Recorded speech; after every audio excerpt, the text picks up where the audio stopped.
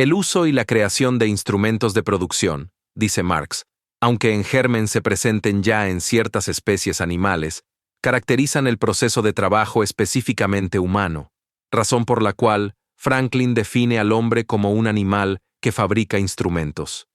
Y así como la estructura de los restos fósiles de huesos tiene una gran importancia para reconstruir la organización de especies animales desaparecidas, los vestigios de medios de trabajo nos sirven para apreciar antiguas formaciones económicas de la sociedad ya sepultadas. Lo que distingue a las épocas económicas unas de otras no es qué se produce, sino cómo se produce. Los medios de trabajo no son solamente el graduador de desarrollo de la fuerza de trabajo del hombre, sino también el exponente de las relaciones sociales en que se trabaja. Y en otros pasajes. A. Las relaciones sociales están íntimamente vinculadas a las fuerzas productivas. Al descubrir nuevas fuerzas productivas, los hombres cambian de modo de producción, y al cambiar de modo de producción, la manera de ganarse la vida, cambian todas sus relaciones sociales. El molino movido a brazo engendra la sociedad con los señores feudales, el molino de vapor, la sociedad de los capitalistas industriales. B. Existe un movimiento constante de incrementación de las fuerzas productivas, de destrucción de las relaciones sociales y de la formación de las ideas. Lo único inmutable es la abstracción del movimiento. Caracterizando el materialismo histórico, tal como se formula en el Manifiesto del Partido Comunista, dice Engels, la producción económica y la estructuración social que de ella se deriva necesariamente en cada época histórica, constituyen la base sobre la cual descansa la historia política e intelectual de esa época.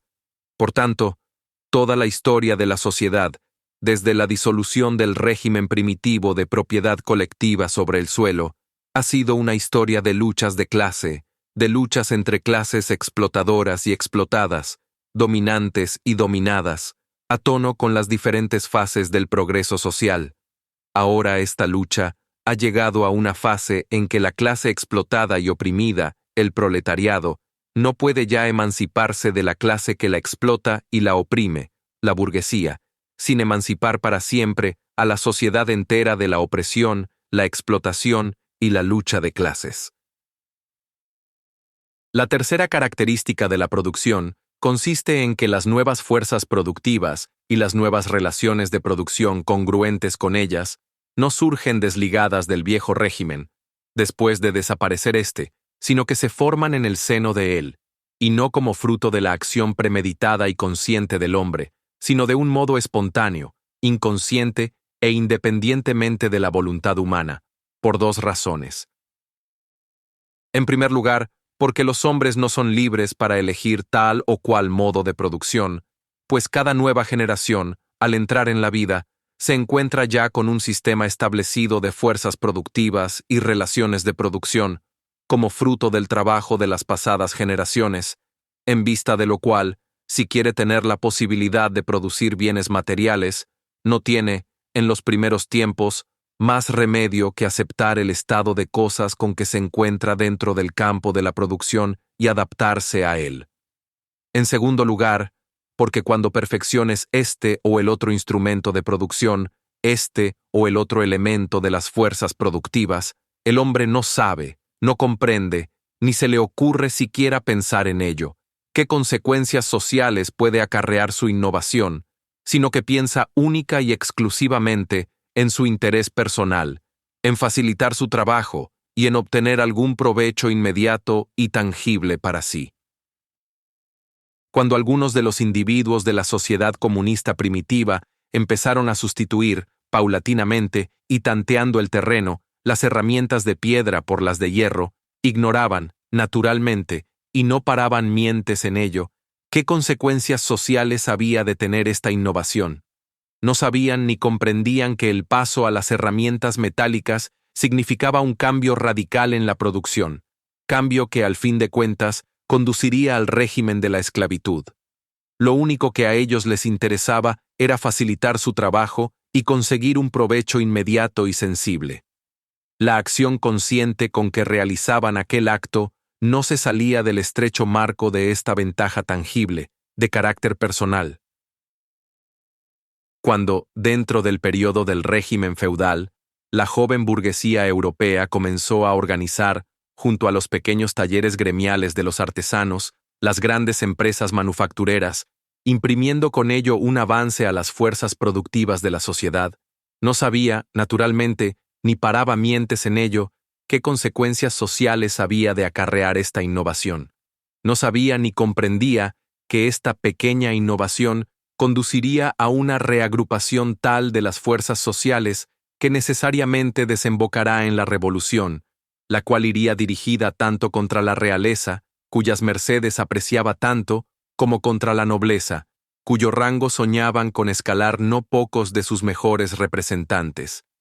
Lo único que le preocupaba era abaratar la producción de mercancías, lanzar una cantidad mayor de artículos a los mercados de Asia y de la América recién descubierta, y obtener mayores ganancias. La acción consciente con que realizaban aquel acto no se salía del estrecho marco de esta finalidad tangible. Cuando los capitalistas rusos, juntamente con los capitalistas extranjeros, comenzaron a aclimatar en Rusia de un modo intensivo la moderna gran industria mecánica, dejando intacto al zarismo y a los campesinos entregados a la voracidad de los terratenientes, no sabían, naturalmente, ni paraban mientes en ellos, qué consecuencias sociales había de acarrear este importante incremento de las fuerzas productivas.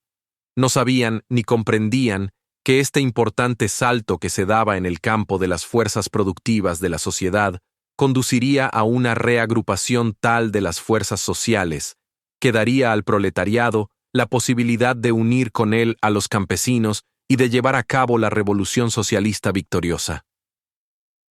Lo único que ellos querían era incrementar hasta el máximo la producción industrial, dominar el gigantesco mercado interior del país, convertirse en monopolistas y sacar mayores ganancias de la economía nacional. La conciencia con que realizaban aquel acto no iba más allá del horizonte empírico y estrecho de sus intereses personales. En relación con esto, Marx dice: en la producción social de su vida, es decir, en la producción de los bienes materiales necesarios para la vida de los hombres contraen determinadas relaciones necesarias e independientes de su voluntad, relaciones de producción que corresponden a una determinada fase de desarrollo de sus fuerzas productivas materiales. Esto no significa, naturalmente, que los cambios operados en las relaciones de producción y el paso de las viejas relaciones de producción a otras nuevas discurran lisa y llanamente, sin conflictos y sin conmociones. Por el contrario, estos cambios revisten, generalmente, la forma de un derrocamiento revolucionario de las viejas relaciones de producción para dar paso a la instauración de otras nuevas. Hasta llegar a un cierto periodo, el desarrollo de las fuerzas productivas y los cambios que se operan en el campo de las relaciones de producción discurren de un modo espontáneo, independientemente de la voluntad de los hombres. Pero solo hasta un determinado momento, hasta el momento en que las fuerzas productivas que surgen y se desarrollan logran madurar cumplidamente.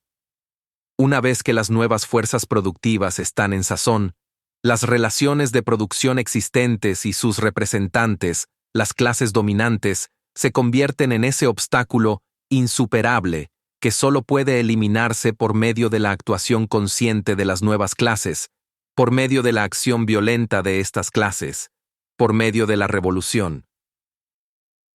Aquí se destaca con gran nitidez la enorme importancia de las nuevas ideas sociales, de las nuevas instituciones políticas, del nuevo poder político, llamados a liquidar por la fuerza las viejas relaciones de producción. Del conflicto entre las nuevas fuerzas productivas y las viejas relaciones de producción, de las nuevas exigencias económicas de la sociedad, surgen nuevas ideas sociales. Estas nuevas ideas organizan y movilizan a las masas. Las masas se funden en un nuevo ejército político, crean un nuevo poder revolucionario y utilizan este poder para liquidar por la fuerza el viejo régimen establecido en el campo de las relaciones de producción y refrendar el régimen nuevo. El proceso espontáneo de desarrollo deja el puesto a la acción consciente del hombre, el desarrollo pacífico, a la transformación violenta, a la evolución, a la revolución. El proletariado, dice Marx, se ve obligado a organizarse como clase para luchar contra la burguesía. Mediante la revolución se convierte en clase dominante, y en cuanto clase dominante, destruye por la fuerza las relaciones vigentes de producción. Y en otros lugares en sus obras. A.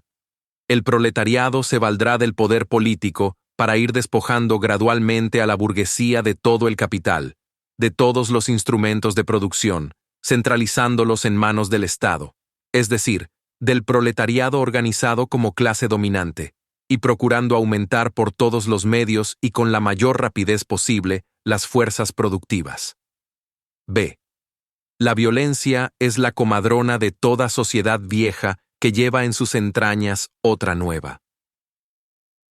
He aquí en qué términos formulaba Marx, con trazos geniales, la esencia del materialismo histórico, en el memorable prólogo, escrito en 1859 para su famoso libro Contribución a la crítica de la economía política. En la producción social de su vida, los hombres contraen determinadas relaciones necesarias, independientes de su voluntad, relaciones de producción que corresponden a una determinada fase del desarrollo de sus fuerzas productivas materiales. El conjunto de estas relaciones de producción forma la estructura económica de la sociedad, la base real sobre la que se levanta la superestructura jurídica y política y a la que corresponden determinadas formas de conciencia social. El sistema de producción de la vida material condiciona todo el proceso de la vida social, política y espiritual. No es la conciencia del hombre la que determina su existencia, sino, por el contrario, su existencia social, la que determina su conciencia.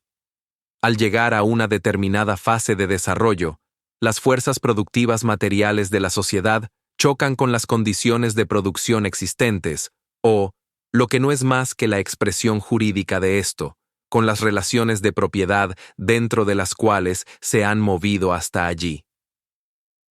De formas de desarrollo de las fuerzas productivas, estas relaciones se traducen en trabas suyas, y se abre así una época de revolución social. Al cambiar la base económica, se transforma más o menos lenta, más o menos rápidamente, toda la inmensa superestructura erigida sobre ella. Cuando se estudian esas transformaciones, hay que distinguir siempre entre los cambios materiales operados en las condiciones económicas de producción y que pueden apreciarse con la exactitud propia de las ciencias naturales y las formas jurídicas, políticas, religiosas, artísticas o filosóficas, ideológicas, en una palabra, en las que los hombres cobran conciencia de este conflicto y lo combaten. Y del mismo modo que no podemos juzgar a un individuo por lo que él piensa de sí, no podemos juzgar tampoco a estas épocas de transformación por su conciencia, sino que por el contrario, hay que explicarse esta conciencia por las contradicciones de la vida material, por el conflicto existente entre las fuerzas productivas sociales y las relaciones de producción. Ninguna formación social desaparece antes que se desarrollen todas las fuerzas productivas que caben dentro de ella, y jamás aparecen nuevas y más altas relaciones de producción antes que las condiciones materiales para su existencia hayan madurado en el seno de la sociedad antigua. Por eso, la humanidad se propone siempre únicamente los objetivos que puede alcanzar, pues, bien miradas las cosas, vemos siempre que estos objetivos solo brotan cuando ya se dan, o por lo menos se están gestando, las condiciones materiales para su realización. Tal es la concepción del materialismo marxista, en su aplicación a la vida social, en su aplicación a la historia de la sociedad. Tales son los rasgos fundamentales del materialismo dialéctico y del materialismo histórico. Por los expuesto, se ve qué riqueza teórica era la que defendía Lenin para el partido contra los ataques de los revisionistas y de los degenerados, y cuán inmensa fue la importancia que tuvo la publicación de su libro Materialismo y empiriocriticismo para el desarrollo del partido bolchevique.